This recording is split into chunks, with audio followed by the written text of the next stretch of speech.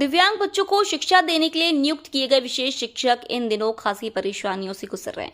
राजधानी पहुंचे एक दिव्यांग विशेष शिक्षक ने मीडिया को बताया कि अदालत के आदेश के बावजूद सरकार विशेष शिक्षकों की अनदेखी कर रही है।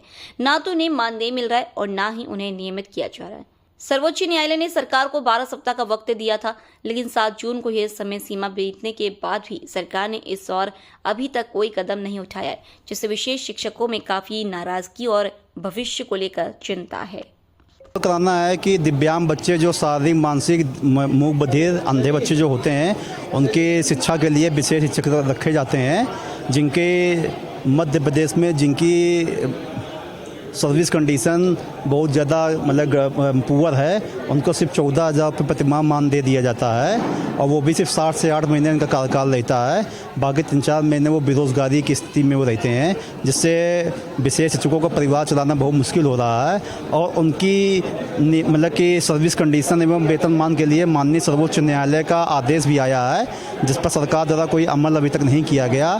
तो हम आपके माध्यम से ये सरकार तक ये मांग करते हैं कि विशेष के साथ न्याय किया जाए और जो सर्वोच्च न्यायालय का आदेश है उसका अनुपालन करते हुए उनको न्याय किया जाए। 1,10,000 स्कूल नहीं है, मतलब कि जो बच्चे सामान्य स्कूल में पढ़ रहे हैं, क्योंकि इसमें देश में इंक्लूसिव एजुकेशन का कॉन्सेप्ट चल रहा है, जिसके अंतर्गत दिव्यांग बच्चे सामान्य बच्चे के साथ में शिक्षा प्रशिक्षण करेंगे, शिक्षा देंगे। और उसमें और जबकि जो है हम लोगों का रजिस्ट्रेशन भारतीय पुनर्वास परिषद में होता है, जहाँ पर स्पष्ट कहा गया सिर्फ विशेष शिक्षक वो पढ़ा सकते हैं। तो इसलिए विशेष रखे गए हैं और वो दिव्यांग बच्चों को शिक्षा देने का काम करते हैं, साथ में सामान्य बच्चों को शिक्षा देते हैं। तो उसके लिए माननीय सर्वोच्च न्यायालय में लड़ाई ली गई थी, वहाँ का आदेश भी आया है, लेकिन फिर भी उसके बाद भी सरकार द्वारा कोई पहल नहीं की गई है। तो ये निवेदन करते हैं कि सर्वोच्च न्यायालय ने ये आदेश अभी दिया है कि जो भी स्पेशल एजुकेटर होगा, विशेष शिक्षक होगा, उसको जनरल टीचर के बराबर जो सरकारी टीचर है उसके बराबर सैलरी एवं सर्विस कंडीशन दी जाए।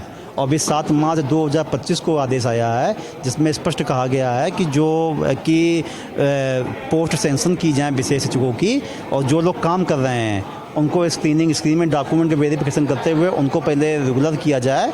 उसके बाद जो पोस्टें बच रही हैं उस पर जो है भर्ती की जाए। और उस पर उन्होंने 12 हफ्ते का समय दिया गया था, वो 12 हफ्ता अभी जो है 7 जून को ख़त्म भी हो चुका है, फिर भी जो है सरकार द्वारा कोई पहल नहीं की गई।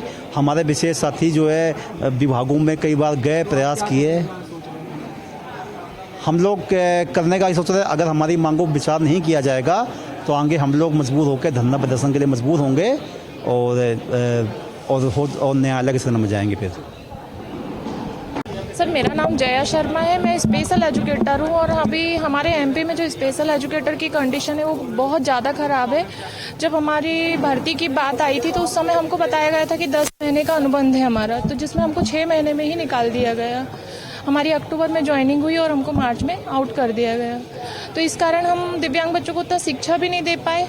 और दूसरी चीज़ ये है कि सामान्य जो टीचर है वो दिव्यांग बच्चों को नहीं पढ़ा सकते, क्योंकि हम लोगों ने उस तरह की पढ़ाई की है कि हम उन बच्चों को किस तरह से हैंडल करेंगे।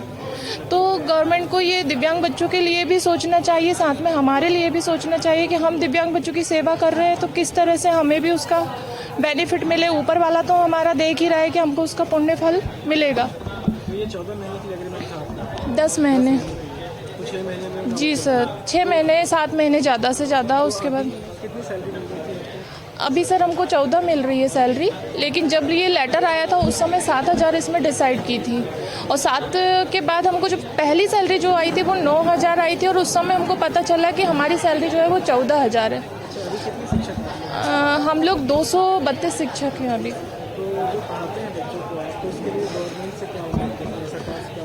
हमारी एक ही उम्मीद है कि हमको नियमित पद दिया जाए ताकि हम उनकी सेवा अच्छे से कर सकें, पूरे अपने तन मन धन तरीके से, हर तरीके से हम उनकी सेवा करना चाहते हैं। जया शर्मा नाम।